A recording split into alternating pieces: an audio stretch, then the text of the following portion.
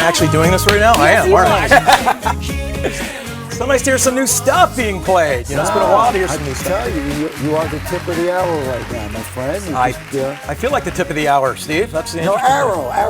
They said hour. Top of the hour, too. Top of the hour, tip of the hour, Either whatever one it works. is. Maybe we'll get you to dance a little bit later on.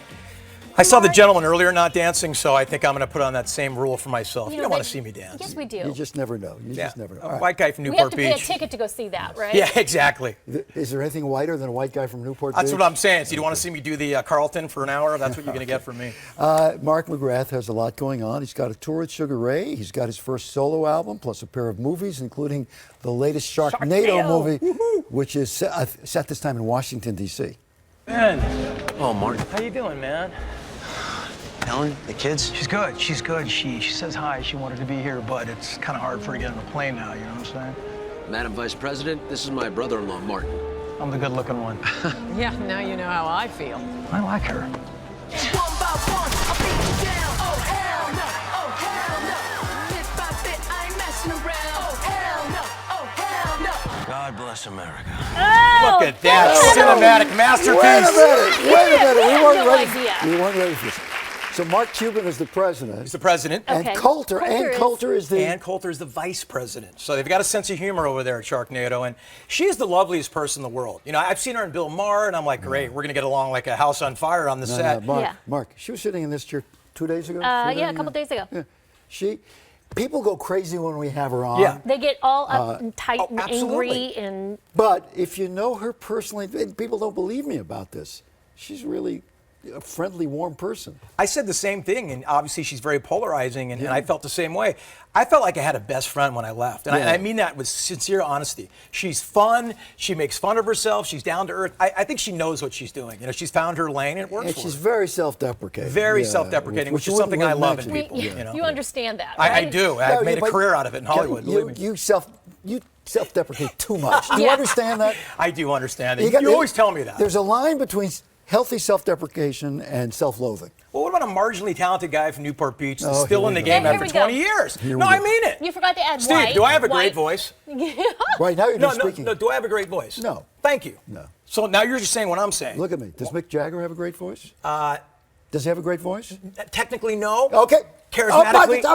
Okay, you got me. You got me. All right. Okay. Sorry if you're watching, Mick. I want to make that point. Okay. But you know what I'm saying? I feel very fortunate to still be talking to you guys after all these years, to be in a few movies, to have a new record out, be going on tour. I'm very blessed. Someone up there is helping me. It's not just me doing it. So let's just give someone, you know, I like to focus less on myself, more on the others. Yeah, It takes but a village. the very fact that you're not a jerk sustains your career. Well, look at coming from you. That's a huge compliment, Steve. You know, I found if you shake some hands, remember some names, it goes a long way still in this business. No, you you have no idea, because I remember the first time I met you, and I was walking, like I was at the Emmys or something, and you're like, "Hey, Lisa Breckenridge," Yeah. and but you know what I mean?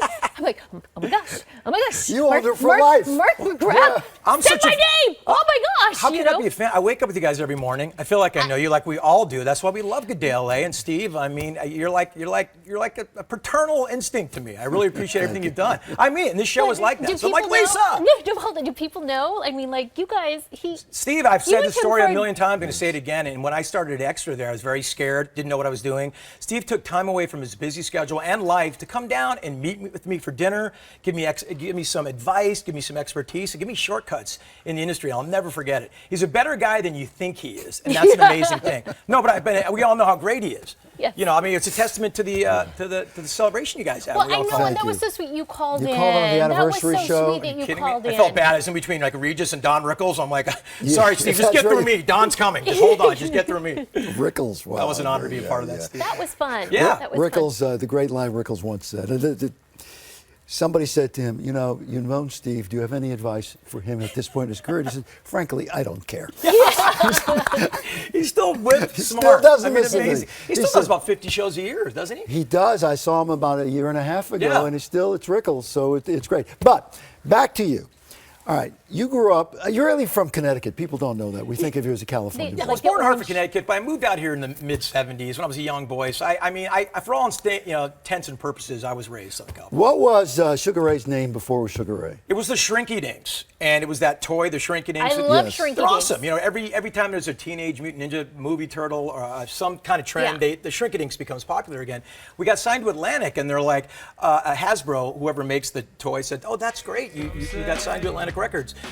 It's a $500,000 a year for a licensing fee, and blah blah blah." And we went, I think we'll call our 12 fans and let them know we're changing our name. You know, so But that- also Shrinky Dink, you're not going to, as you grew up, you wanted an adult audience, right? You know, we started doing Judas Priest covers, Motorhead covers, and Blondie covers. There wasn't a lot of aspirations at the time, Yeah, so we yes. kept on going bigger and bigger and bigger. And I think the name change was Are you appropriate. forgetting the self-deprecation? Are you totally surprised that Sugar Ray's had the career and the longevity that it's had? Blown away. You know, we're still playing these beautiful venues across America. The Greek Theater on July 19th for all those that are interested. And I still hear the songs on the radio. People still come up to me and tell me what these songs mean to them. As a songwriter, that means everything. You never think you're going to affect people. Well, you're looking at this video of you right now. Look at you. And There's my dance move. See, I told you didn't want me to do that. I want to see some more of that. But That's someday. Who are you then? Who are you now? When you look at that? Boy, I'm a really different person. I was so singularly focused on myself and my career back then. And it was just, and now I'm a father. And so I am last in Okay, line. on that